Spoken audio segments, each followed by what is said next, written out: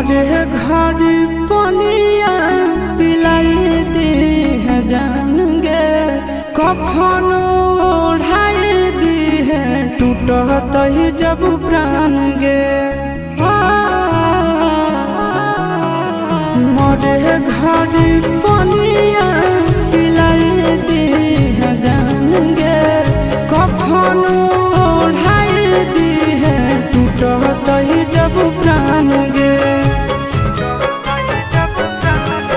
हगे हमारा से तोरा जाती प्यार होता भेंट सक छात कर लगे।